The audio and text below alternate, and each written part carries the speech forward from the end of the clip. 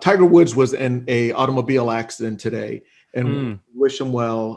Hope he is recovering. We knew he was in surgery and apparently suffered severe injuries to both of his legs. Yeah. And that wreck looked bad.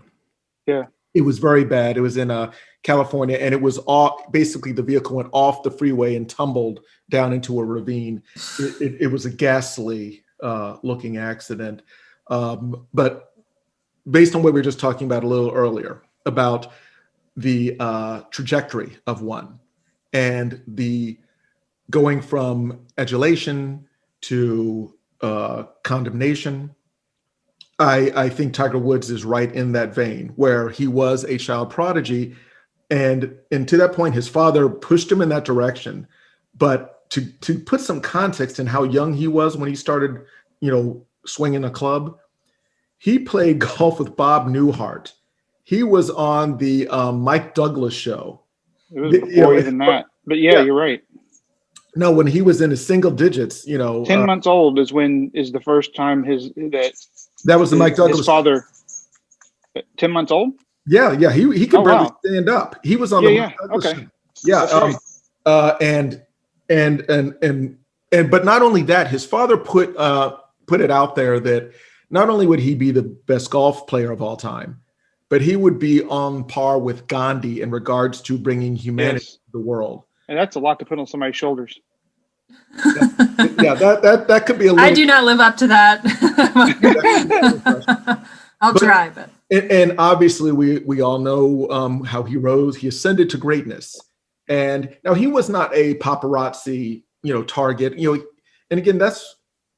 You think you see the kind of unbalancedness there. We were talking about Britney Spears a little while ago, and Tiger Woods. He was very infamous.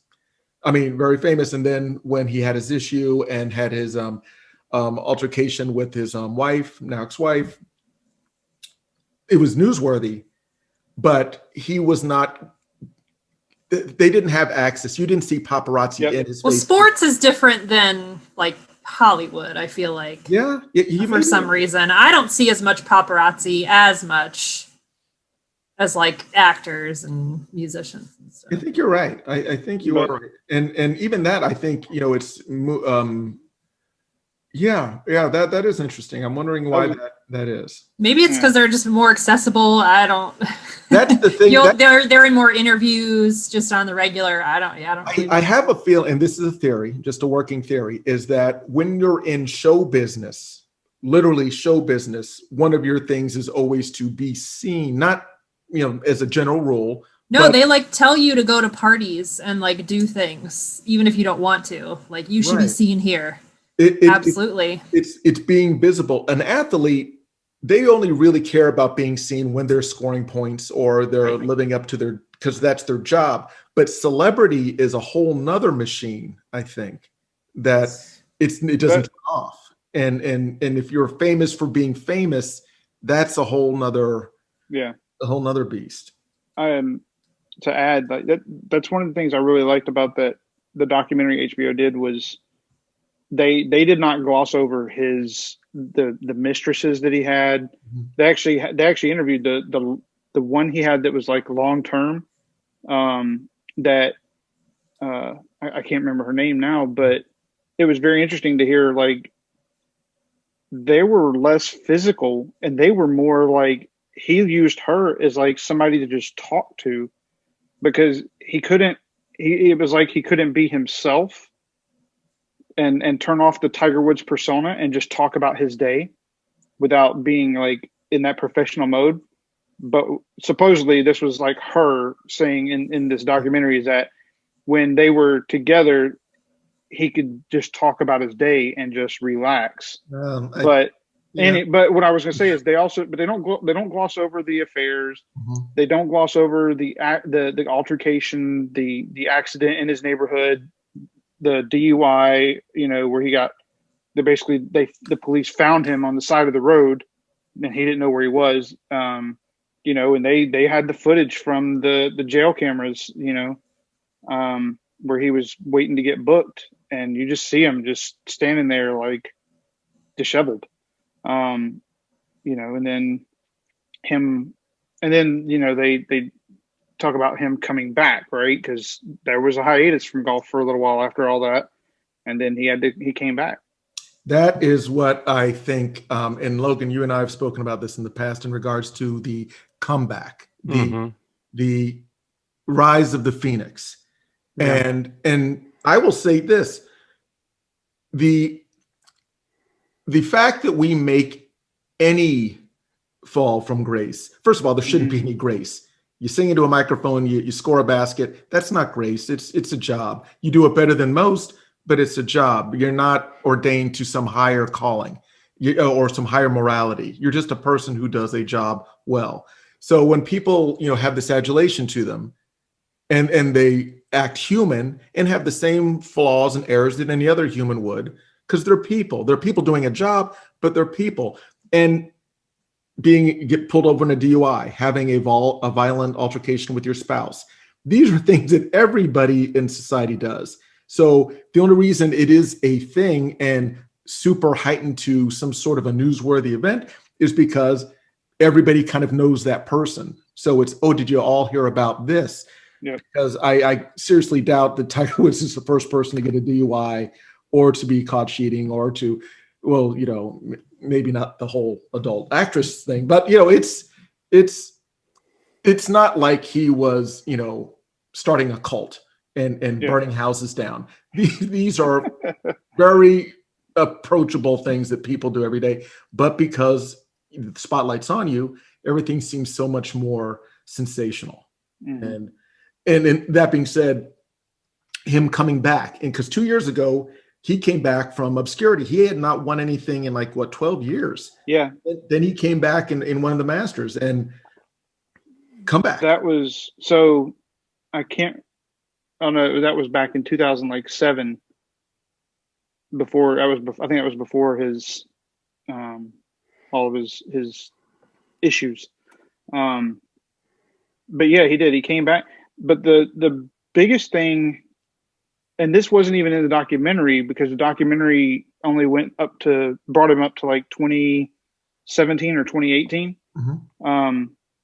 2019 was a really great year for him, but over the past 3 or 4 years, a lot of the sports, golf analysts and other PGA Tour pros, the biggest thing that they say about Tiger Woods now versus Tiger Woods, 2005-ish, is he has fun on the golf course now.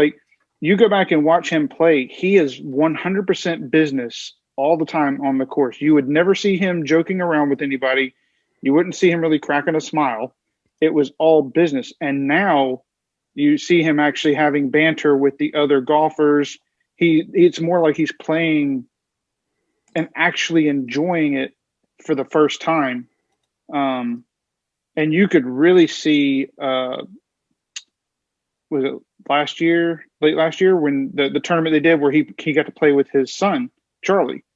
Yeah. And you could just tell they were having a blast. He didn't care what place they finished in. All he cared about was he was getting to enjoy that time with his son. And I think that, he is an example of somebody who, like you said, fell from grace and has risen back. And I don't think I don't think we, I'm not saying he's forgiven for any of the things he did, and that doesn't go away. But it does, there is something to that he has decided to come back and try to be a better person. Here's one thing I will do, and before we move on to this, and good point. Another comparison that I find interesting. when it comes to entertainers and, movie, music, what have you, I noticed that, let's say, for example, in just cinema, when somebody does something that's, panned publicly, and, we spoke about this in the past episodes about damage to yourself, damage to others, but let's just say you do something that society shuns you for. You need to actually, and this is kind of an American thing, I guess, is it's not necessarily that you're a better person, but you need to win. And I'll tell you this, Tiger Woods came back and won. And those are numbers. You can see, look, he was down here, now he's up here. So that means all things are better. Like, I don't know that. I don't know anything about his personal life, because the prism that I'm looking at him through is either he's in the news or he's on the scoreboard. That's pretty much it. I have no idea what he's doing in his personal life, just what people say. And obviously that can be his PR rep or a paparazzi. It can vary. But with cinema, it's kind of the same thing. As if you have a downturn, but you come out with that hit movie, all of a sudden everything's forgiven. You kind of are back in the good graces, not based on who you are, but what you've produced. And I think that's just something interesting that, I don't know if that's a good thing or if that's just our society embracing something that's deemed as popular or something to celebrate. One last thing, not to drag the topic on, but I just happened to have the news playing in my office when it came across, breaking news, Tiger Woods was in a car accident. Mm-hmm. It was no time at all before the news anchors and they're bringing in people to talk about the incident, that they started going back to, well, we knew we don't want to bring it up, but we should remember that he has had problems in the past with medication and alcohol, and it's like that's the go-to. Like, I was just waiting for somebody to bring that up, because it's like, whether or not it has anything to do with it, there's somebody's going to bring that up to say, like, oh, well, it might be this. And I hate to say that, but it's back possible, but well, let me put this, and I always love doing this. Let's say Kevin from accounting had a problem with, a little drink, swerve. Yeah, had gotten into an accident. I like Brianna's reaction, because it sounds like like Kevin is a real person. I think we all know.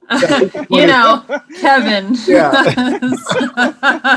and then. Oh, that's so funny. And then all of a sudden you hear a couple of years later, oh yeah, Kevin got in another car accident. I think he's probably, pop. I mean, I think that's fair game, though. Like, if you've done that before, but again, it's up to them to prove them wrong. Like, there shouldn't be, if his blood alcohol level comes back clean, then it's like, all right, we're good. So here's this then. Mm-hmm. At what point do we consider somebody better? So, for example, let's say, like Kevin from accounting. Mm-hmm. Let's say he's been sober for 15 years and gets into a car accident. Look at like Philip Seymour Hoffman. He was forever. Like, he was like over 20 years sober, I think, again, before he fell back in. Yeah, but I'm just saying, like, if somebody truly does become a better person, and let's say, like Kevin from accounting had a drinking problem and had a couple of car accidents. Mm-hmm. Now he's clean sober, but he gets into a car accident that ends up not being his fault. But of course, all the rumors are, he could have been drinking. Yep. Find out that he's clean. Okay. But then let's say another incident happens, and that it's always like, why is it always that we fall back to somebody's flaws? Like, at what point do you consider them redeemed? No. If we believe that people can be better and people can change, mm-hmm. At what point do we because if you say, it's based on their actions, well, If the person spent 10 years sober, at what point do you consider them redeemed? No. You're. I know that's an open-ended question because I don't know that answer either. Because I mean, it's not like, I know I'm not perfect. I have those same thoughts about people. I think it's a question we should ask ourselves: is at what point do we deem somebody as redeemed? No, absolutely. Good, excellent points all around.